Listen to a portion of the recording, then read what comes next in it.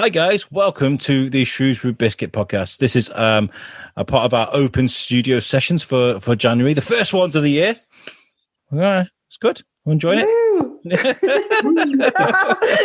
I love that, Dee. What That slow optimism. build up. I know, yeah. I know. It's just, I can't believe how long it's been. I've nearly been with the Show's Biscuit now for a year. Crazy how quick it goes when you're having fun, right? Hey, I know. Hey. It's been a crazy year. Joining us today is George from the Shropshire Macaron. Is it Macaron or Macaron? Macaron? Macaron, Alex, come on. Macaron Company. I bought some yesterday, right? Because we've been planning this open studio for about 2-3 weeks. And I was like, I got to try some. I got to be honest. I've never eaten a macaron in my life. Oh, they're lush. They're amazing. I was like, what? Is this a cake? Is it a biscuit? Is it a biscuit cake? What is this thing? What's the sensation going on in my mouth? What is it? Is it a cake or is it a biscuit? What? It's the best of both, isn't it? Yeah. I always describe them as just patisserie. I kind of label it as that, and then I don't have to worry about what it's actually kind of described as. I always think of it as like a biscuit had a baby with a meringue. Yeah. Is the only way I can think of it. Nice. I tend to go with cookies. If people really have no idea what I'm talking about. Oh yeah, cookies. Yeah, okay, yeah. They're similar to cookies, but a bit more decadent. They're amazing. I was like, how have I never eaten one of these before in my life? So where did this begin then for you, George? Making these beautiful little puffs of joy. So as he sits there eating it. It began probably 2 years ago on New Year's Eve, and so basically I like eating them, and I could never find them around here. So New Year's Eve, I was there sipping away as you do, and I drunk ordered a book on how to make them. As you do. What a story! This is brilliant. And quite frankly, I haven't really looked back on them since. I try them whenever I go to cities or bigger cities. I'll maybe find some local shops, what have you. They're always okay. They're not like amazing. Quite dry generally, and it kind of strength to strength from that. So about a year ago, I sort of had the idea to sort of start this little business just as something for beer money, really, and it's kind of just exploded more than I thought it would. Turns out people like macarons and can't get macarons in Shropshire. So, I wanted to just I wanted to try it. And like I said, just for beer money to start with. And it just grew and grew. And it's what I do for a living now, which is great. Go on, Dee. You look eager. Oh, what I was going to say, because obviously starting off with them, obviously you hadn't made before, like you said, you got a book. And then was there a lot of trial and error periods? Was there a lot of things that you did and you were like, that was wrong, and then you had to put your own twist on it? Hold on. By the way, before you answer that, if you got that right the first time, what I've just eaten, you are a god amongst men.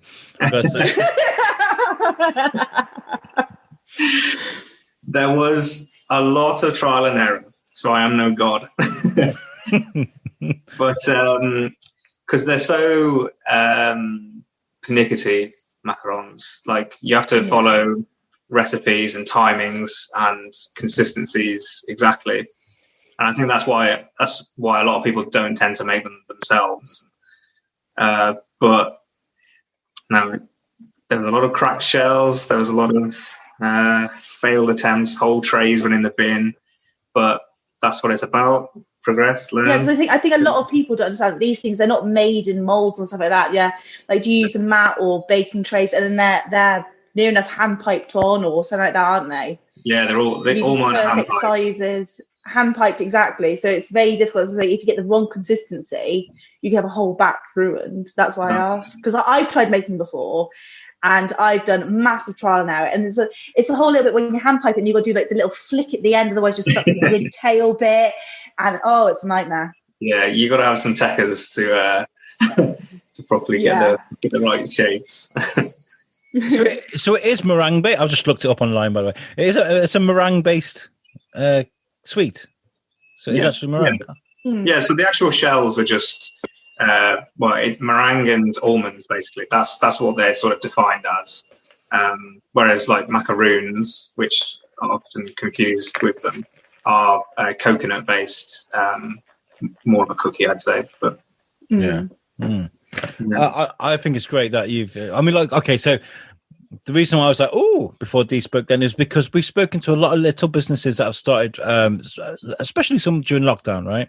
Yeah. The word of mouth thing in Shropshire is just so powerful. It's so underrated how quickly people can be like, I want some, my friend wants some, my friend's Artie's friend's brother wants one. Like, it's just crazy, right? Yeah, definitely. So when you started doing this, did you have to put much effort into sort of marketing and things, or did it just do it by itself? I think in total I've spent about £10 on marketing so far. Oh, brilliant!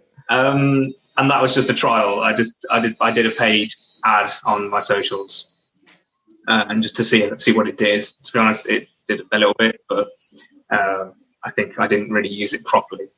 To get going, I had a friend of mine design my logo, an old school friend.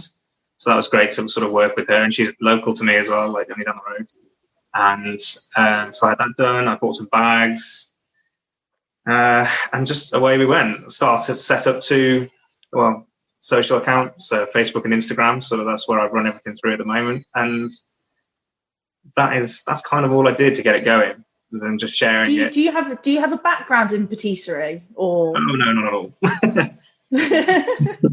I studied geology at uni, and out of uni I did work for a couple of environmental companies, and it just sort of came about that this took over my day job at the time, and various things happened and sort of parted ways with that company. And went on to sort of fell into this and just try to ride it as much as I could. I thought, this is something I love doing, and I just need to take this opportunity to try and really make it happen. And luckily, it's gone that way. And like I said, I haven't invested too much into it at the moment. I'm trying to build a bit more of a professional outlet, if you like. So hopefully a website soon, offering postal orders properly. It's like you said, like you've provided the people around you with something that there wasn't available around them. Like if I ever wanted any, unless I was making them for myself before you came along, you'd have to go to like Iceland to get the frozen ones, and they're never the same. And that's the only place I know that you'd be able to even get your hands on them unless you're going further afield. I think what Al's realised while he's sitting there eating them, that they're also very soft because you cannot hear them on the mic. I'm actually. What flavours are they, Al? Well, this one's pistachio. I was looking at the colours, right? Because this is almost like you're looking at a geo or a mineral. Like it's like sparkly green. I'm looking at the colours. I'm like, wow, actually, it looks like a gem. Is that important to have that sort of consistency, the colours and everything all together with your product? Yeah, definitely. A few people ask me sort of what like colours might go with various things. Well, I try and just tie them in with the flavors. Like I wouldn't have a red shell with lemon filling and that sort of thing. But to make them, you have to use a fair amount of food coloring or high grade food coloring, I should say. Yeah. You can't just use liquid food colorings. Do you use like pastes and like powders and all stuff like that instead? Yeah. And as a result, they're a bit more expensive, but I bet I will still hear my chewing on the microphone. This microphone is like it can pick up the electricity. I can't hear it. I can't hear you chewing at all. No, I can't hear anything. No. We shall see. You right into the Shrewsbury biscuit if you can hear Alex chewing. So what are your favourite go-to flavours? Because I'm a massive foodie, I am, and I'm huge into things like this. Like, have you tried certain flavours? You're like, that doesn't really go with it. It's a little bit weird. And have you got some of your favourite ones, your most popular ones? Yeah, I personally like my chocolate ones. So I'd say my chocolate ones are where I stand out and are different from some other macaron makers. Because I use single origin chocolate, single origin couverture chocolate, I should say. Yeah. Which is just like a whole nother level of chocolatey deliciousness. And I use UK-based producers and try and sort of do different regions every time I do chocolate macarons. Yeah. So if I had him on sort of month to month in my flavour schedules, I'd have maybe Guatemalan chocolate going on this month, and then next month I'd have like Ugandan chocolate. But they each offer different flavour notes because they're from different regions, which is sort of the idea. So each chocolate macaron to the next is kind of a different flavour profile and offers different experiences. So it could be like really nutty and rich, or really zesty and like fruity. So they're my favourite. I think best sellers are salted caramel, obviously. Yes. People love the salty seas. What else is a good one? Biscoff. Biscoff is a good one. Have you ever tried some really interesting flavour combinations? Or is that in the pipeline? It's in the pipeline, but I did the Solero ice cream. Oh, yeah. Yeah, I did a Solero one. What was it? Sort of turn of last year. So that was nice. So that was a white chocolate ganache with a sort of tropical curd. So it's like passion fruit and mango. Yeah. That was nice. I like that one.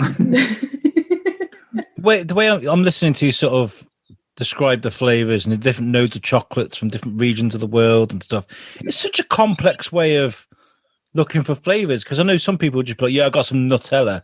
You know what I mean? That's really like that, and I guess that's why your product is so popular. I put a post on yesterday on Instagram and it blew up like that. I was just like, wow, that people really love your product. They really do. They've got a lot of faith in you.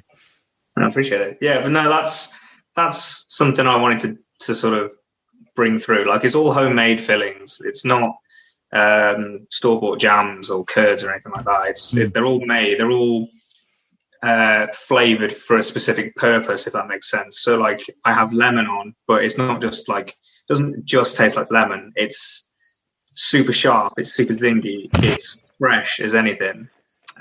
Chocolate, it's super indulgent, and you feel like you're just drowning in like cacao, and it's great. By the way, that was my wife. I just texted my wife, come and get these off me, because I was like, I'll save you one of each left. Come and get them off me, darling, before I eat them. Because they're that good. What's the goal then? Is it to sell these by yourself, e-commerce, deliver them, or is it to find, like, I don't know, there's lots of shops around Shrewsbury where you could probably put these like on a battlefield or something like. What's the dream or the goal, the direction you're going in? Yeah.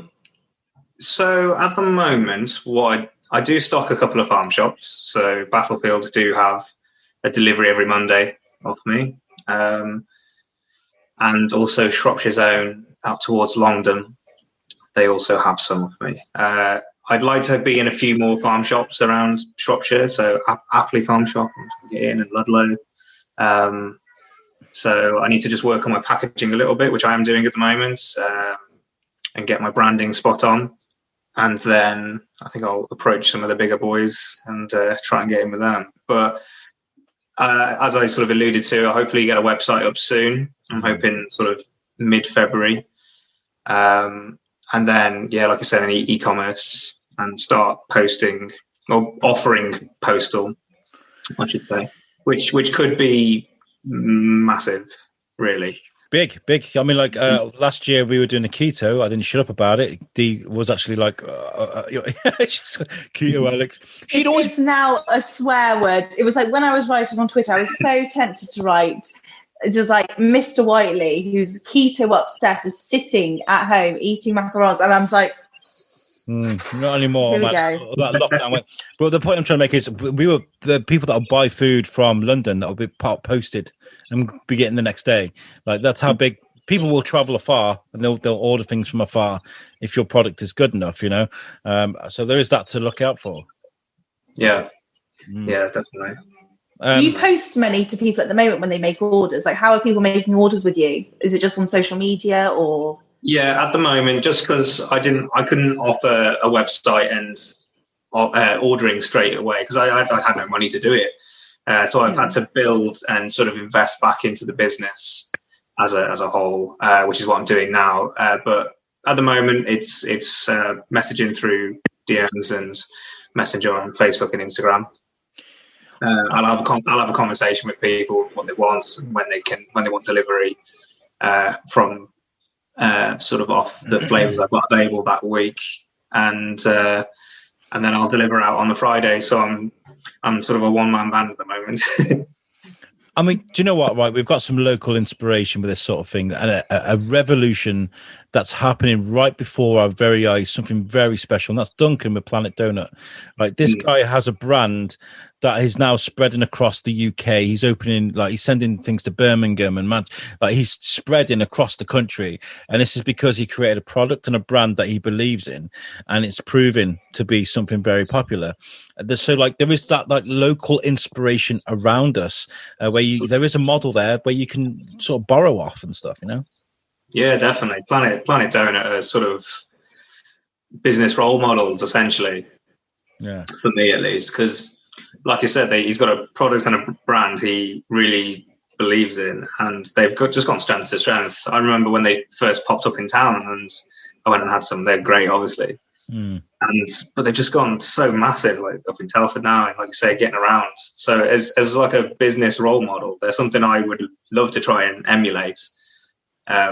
Even half the scalability he's managed to achieve, that'd be great for me. It was episode 3 of the Shrewsbury Biscuit. Duncan was on. That was such a funny episode. Like we went back sort of behind the kitchen into one of the staff rooms they had there, and I had to set up with my mixer on this tiny table. I couldn't quite get the audio right, so the audio was terrible. So Duncan, if you listen to this, we need to get back on the show, do it properly. Now that we're established. So how long did you say you've been doing this for? When did you start? So the business started August last year, so mid lockdown one, which was, I'd say that to people and they go, why lockdown? It's like, well, there is no perfect time for anything. Yeah. And that's something I've had to learn for my business. Like, there is no perfect time. You have to just do it and roll with it. So yeah, it's been going August. What's that? Not even coming up to 6 months now. Oh wow! Is it a case of taking the leap of faith and being like, no, this is what I'm doing now. I can't be two things. I can't do this job and this job. Is it one or the other, or can you easily do both? So I do this full time. This is what I do now. Good. Yeah. And has been the case since October last year. I don't make loads of money, but I'm a damn sight happier than I was, which is the main thing. And I'm loving it. So we're just growing, I'm just trying to grow and offer a more, professional business. It's like, are you doing them all in your own home at the moment? Are you hoping to like expand to have like premises away from home, or what is it? It is all out of my kitchen at the moment, so the old oven's taking a battering, but yeah. And over Christmas, I sold over 1,200 macarons in 5 days for Christmas. Wow. So the fridge was bulging, the oven was on constantly, but it was good fun. But in terms of how scalable that is, I think I may need to look into another premises to build, but at the moment I'm coping with what I've got, and yeah. Well, we've on a couple of times we spoke to Liam Tinsley from Feast, who's he uses a dark kitchen, so he uses an empty premises, he mixes food, he sends it out from there, right? So he just uses the kitchen, and that's a very popular way of doing things, isn't it, nowadays? Or hire a kitchen, send it all from there. You don't need a restaurant for now. Everything's shut. Yeah, exactly. It's just an area to make it good. So I'll have to look into it properly. Yeah. I mean, it must be really liberating. I mean, you're saying you're not making lots of money, but you're happy. It must be something to do about that liberation of making your thing. This is what you're making. You designed it, you sold it, and you're doing it your way. Yeah, absolutely. It's like an identity, isn't it? I go to deliver people, and maybe they're younger, or maybe their kids come to the door as well, and they go, "Oh, it's the Macaron man." Like the pop man when I was a kid. And you deliver, like, you in Telford, and you delivered to me in Shrewsbury, and I was like, wow, okay, I was going to come out to you, but I'm very happy to. No, absolutely. So the way my operations work are, I'll post my flavour schedule for the month. So each week there's 2 flavours available, and they're all. I try and make them as seasonal as possible. So like over Christmas, it was lots of like indulgence and Baileys and chocolates and that kind of thing. And as we sort of move into spring, there'll obviously be, I suppose, more fresher ingredients. So I got raspberry on this week. Yeah. Nice.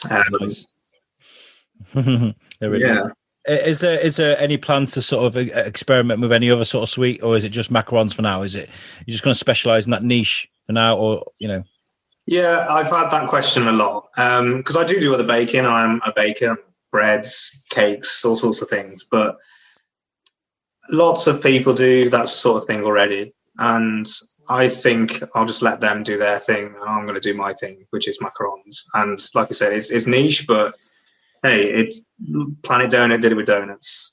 So, have you ever had any like odd requests in like flavors, or has anyone ever asked like a ginormous one? Imagine a massive one. That would be amazing. Yeah, that'd be cool, wouldn't it? No, not yet. The most interesting one I had was somebody wanted some unicorn macarons. So we made and designed some like blues and pinks, but they were sort of swirled in the shells, so they look quite funky. So that was quite good fun. Like magical. Yeah.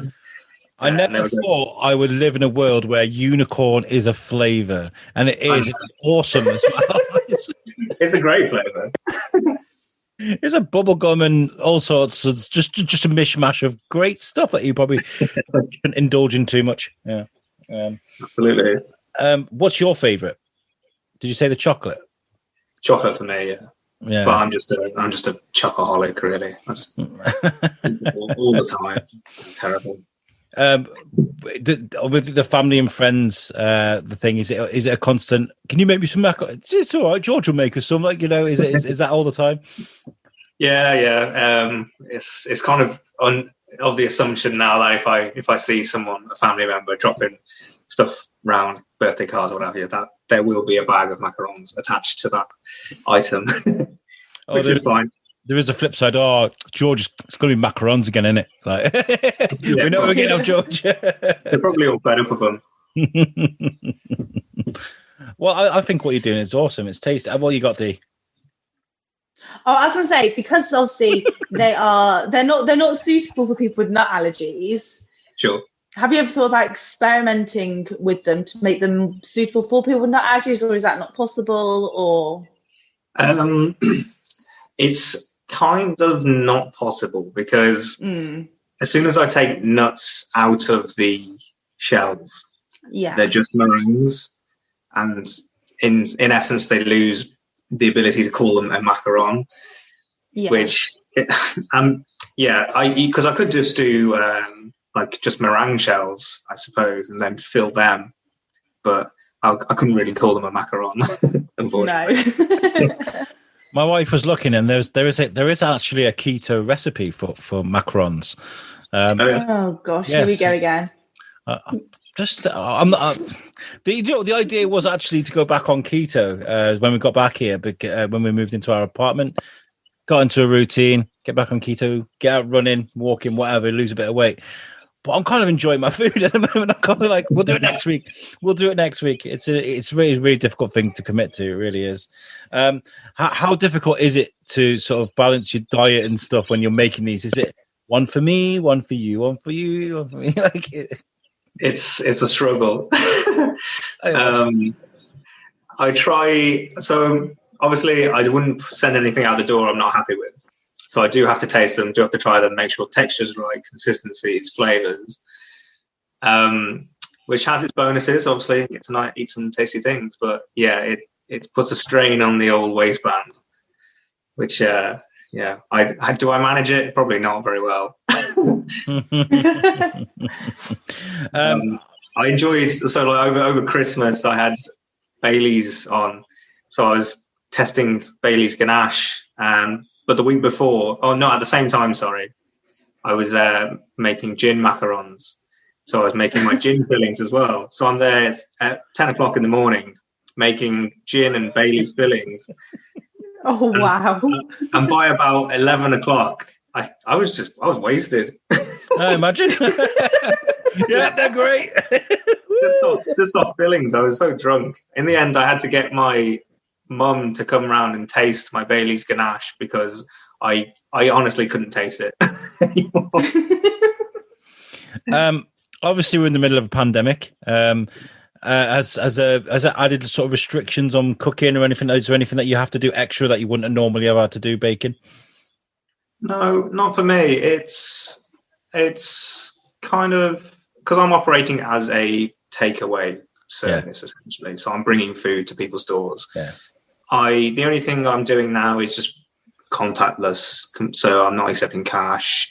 I leave the macarons on the doorstep. There's no sort of passing of things back to me, if that makes sense. Yeah. So it's just the same as the postman does. But no, I haven't really found any restrictions. Just occasionally ingredients in the shops, but I've made do. and say the pandemic ends tomorrow. Lockdown's over tomorrow. What would your plans be to take over the world with this business of yours? Oh, macaron domination. I'd like, you know what? I don't think I want that. I'm happy with being something that is locally adorned, if you like. And I think that's better because a big part of all this for me is trying to keep that personal touch. And sometimes you see businesses and they grow and grow and they sell out maybe. I've seen that with a few things. I don't ever see that happening for me. Like I want to keep myself involved. I want to keep the personal touches with everything that I'm doing. So even if this doesn't take over the world, like if I got to the stage where I could open up a really small shop in Shrewsbury Town Centre, say, and had a nice big table where I'm whipping up all sorts of goodies with a nice display stand at the front of the shop, like that'd be amazing for me, I think. That's really refreshing to hear. We just spoke to a musician and we were talking about so a lot of people go reach for the stars, you know, especially when you talk about musicians, things like that. You're talking about, oh yeah, I want to play at Wembley. Like sort out a small fan base first. Like it's nice to have that sort of local connection. And you're doing something right, by the way, because like that post that I was talking about that blew up, some nice comments on there. That doesn't always happen. So yeah, definitely. You're doing something right. What's the range and sort of where you can deliver to? How far out will you travel? Yeah, I'm basically just operating in Shropshire at the moment. Yeah. Obviously, Shropshire is a big place, and sort of down in the hills is a bit more difficult. So I will deliver to people if they want it down that way, but it might be more cost effective to post macarons down to them instead. Which, like, I'm not offering as standard at the moment, but if it makes more sense for both parties for me just to pop it in the post for them, then I'll absolutely do that. But yeah, no, I deliver on Fridays or Saturday mornings if people need it. Telford, Shrewsbury, all the way down to Bishop's Castle and Ludlow if needs be. And also with your recipes and the way you make things, is there an exclusive sort of recipe and the way of doing things for you, or are you sort of happy to share your ideas with people? Or is it a secret recipe? Yeah. It's not a secret recipe. Macaron's shells are macaron shells. Like you can only kind of do 2 variants of them. So like there's a French way of making them, there's an Italian way of making them. It's just the different type of meringue you use to make them and mix them. I use Italian. I find it's a bit more stable, and it offers a softer shell and more of like a gooey texture. So I would quite happily share that with people, because something I'd like to be able to offer is like little masterclasses on how to make them, which would be good fun. But it's more the fillings. So the actual shells aren't flavored with anything. They're just meringue and almonds. That's what they are. All the flavor comes from the fillings. It's nice. So this episode that we're doing at the moment gets released next week. Do you know what flavors you're going to have out? So if anyone's listening to this at the time, they're going to know what you have available. Yeah, definitely. So next week is last week of the month. So that is Biscoff. So Biscoff macarons, and the other one is passion fruit. So that's going to be a real fresh tropical curd. And I did them. Well, it's the Solero ones I was talking about earlier. I did a very similar curd, so it's going to be like that. And they're so good. it's like summer in a bite. You can like take yourself to the beach. Oh, it's so good. And what do you like to do when you're baking? Is it like listen to music, like podcasts?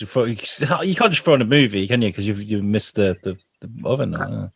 No, it's music generally. It'll be Planet Rock, or I'll throw on some other extreme metal probably. Yes. See, that's so different to me. When I bake, I'm just all about the musicals. It's Really? like I now know words to musicals I've never watched before in my life. But I'll just go on Spotify and I'll put on either podcasts or musicals. I'm a nightmare. But I can imagine you like, what? I don't listen to it. Yeah, that's what I mean. But doing anything else, anywhere else, I will not listen to musicals. But for some reason, when I'm baking, I go in a zone and I'll just be doing it, singing like Annie or Jane. Bippity boppity boo. Yeah, it's like I now know all the words to Les Mis. Everyone's got their own sort of unique ways of doing things, haven't they? You know, whenever I'm getting ready to go to work or something, I'll always put some loud music. The neighbours must hate me. Same time every day. He's got that blooming music on. But that's what I like to do. I like to get ready. Like when I get ready, like physically, I'm getting ready mentally as well. So I put some music on. That's my way of doing things. Yeah. That's not really that unique. A lot of people do that. Well, good. Would you like to tell people sort of like where they can find you, George, and sort of where they can put orders in for yours? Yeah, so it's through Facebook and Instagram at the moment. So if you want to find me on Facebook, it's the Shropshire Macaron Company. Instagram handle is Shropshire Macarons, but I'm sure if you search Shropshire Macaron Company, it would come up. There isn't too many Shropshire Macaron companies around. And just drop me a message. So, like, if you want 2 bags dropped off next week, just get in touch. Like, I'll quote you a small delivery fee. Like, it's generally £2 to £5 for your general areas. A bit more rural, then it gets a bit more expensive. But that's when we can talk about maybe it's better to post. You know, it's more cost effective for everybody. So yeah, just drop us a message and we can open a dialogue and just see what you fancy. What's the sort of maximum number people can order? We can't have parties at the moment. We can't do that. But say someone wants to go absolute macaron crazy and just have them everywhere. What's the maximum order? Oh, there is no maximum order. Like I don't want to restrict macarons. I don't want to restrict the enjoyment. Unlimited macarons, yeah. Just keep them coming, buddy. Just keep. I have people order for the month, like, so they'll see the flavour schedule and they'll say, "Oh, can I have 2 bags every week?" Nice. And so I go and see people every week, and they sort of build up a nice relationship with local people to me as well. So that's always good. I've got to say, I'm no food critic. I don't think I could be, right? But for the listeners listening back now, and you're thinking, why should I buy these? You need to. That's the only answer you need. They are beautiful. I paid for these. I don't get this for free. I paid for them, and I think it's worth every single penny because they're like an explosive flavor experience. I've never eaten one of these before in my life, but I can't explain. You bite into the hard. It's not even hard. It's just like a crispy shell, gooey sort of. Like not dough. Yeah, it's like a doughy feeling, and then the flavor, like meringue kind of concept, isn't it? Yeah. Like I said, I could never be a food critic. You know that those little yellow things that are on it. You mean a yolk? Yeah, a yolk. They are amazing. They're like a flavor explosion in your head when you take a bite. There you go. Try them out. Yeah. We have this idea. That we're putting together. We're going to start streaming on Facebook and YouTube in the next few weeks, and we're going to be doing like a virtual sort of marketplace where we can get like traders to come and sit on a stream with us live, talk about what they do, and we can offer sort of percentages off offers during that feed. Get people to go to the websites and the social media, etc., etc. I'd love to invite you on to talk about what you're doing live. We'll do it again. That'd be all right. Amazing, yeah, definitely. It sounds good fun. Yeah, that'd be good. I know a few other local traders as well, which maybe so many good people making amazing opportunities at the moment. We spoke to Rue Nichols.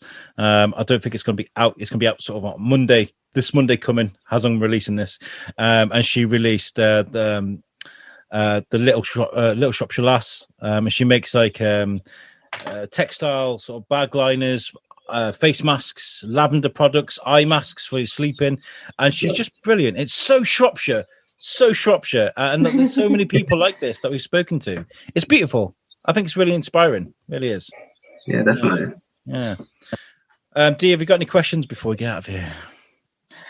No, I think you've answered. I just keep jumping in now and again with like things going around in my head. Oh, this is one thing I was going to ask. Have you ever tried using? You get those like meringue sheets where you can put patterns on them. Yeah. Have you ever tried using those, and would they work with it? This is just coming from someone else who's a baker. So you mean the trays where you would pipe straight onto? Yeah, so you get them so the ones where you get piped onto, but you get the ones where it's like printed on meringue sheets, and you can put it on the meringue, leave them to set, and then when you take it off, it's got a pattern on it. Have you ever tried those? No, I don't even think I've heard of them actually. Oh, right, yeah. So it's called meringue sheets. Yeah. Look them up because I tried it and it was an epic fail. So I'm wondering if you'd ever tried it and figured out a way to make it work. Because I once tried doing that and putting flowers on top, and it made everything not set. It went all gooey and weird. But what type of meringue was it? I did an Italian. But it just try it if you still got them. Try them with a French meringue. Is it more sturdy? Is it? They dry out easier, so the patterns may stay on the on whatever you've piped a bit better potentially. Yeah, Italian tends to collapse if it's not like absolutely perfect because you can add too much liquids to the actual. And it gets too gooey, which for some purposes is amazing, like macarons. But if you try and leave patterns, then maybe that's it. Yeah, whenever I'm trying to do anything like that, it just turns out into an epic fail. I just end up turning it into like, it's meant to be like an Eton mess kind of thing. Yeah, I just go on to something else. So yeah. At least you try. I'm awful. I'm awful. At least you try. Do you know what? I wish we had loads of money at the Shrewsbury Biscuit. I wish we could put together like a Shropshire fusion food program type thing. I know. I had this idea. I was thinking about Adam Pennell and his videos of him, the Shropshire lad, for people that follow him on Instagram, of him doing that dirty cooking in Ironbridge where he had the barbecue going, he's having a beer, and he's like, we could have like you and like Adam Pennell making some dirty, like you can have some like dirty macarons, your Bailey's ones with his like beer sloshed barbecue. And we could have like this amazing video of like Adam. You mean like a pop up restaurant where you can have your starter, your main, and your dessert, and have a snack? Yeah, but as a TV show, sort of YouTube thing, that would just as a TV, yeah, that would just be amazing. Like George is like, I just think it'd be great. Sorry, that was me thinking out loud. Yeah. George, like this morning with Phil and Holly when they have Gina De Campo cooking. Yeah. Yeah, one of them things. The things they do. One of those things, yeah. Yeah. But Shropshire, specifically Shropshire, you know? Mm. Yeah, maybe. One day. One day, Al. One day. Right. George, you've been an amazing guest. Thank you so much for the delivery yesterday. Keep doing what you're doing, because you're obviously doing something brilliant. You're well liked by people, and I'd love to see you challenging Duncan one day, doing what you're doing. But I think you've got it right. You've got your corner of the universe, and you're happy with that, and I think that's awesome. Yeah, appreciate it. Thank you very much for having me on, Alex. It's been good. Thank you. Listeners, I'd like for you to please check out our website, which is www.theshrewsburybiscuitpodcast.co.uk. I want you guys to go and have a look at our YouTube as well. There's nothing really there at the moment, but we are going to be utilising it very much so soon. So give us a subscribe for now, and just wait for the magic to happen, because it will be happening soon. So, yeah. Dee, you all right? Yeah, all good. Happy? Yeah. Right. Thank you very much for joining us, guys, and we'll catch you next time. Thank you. Peace out.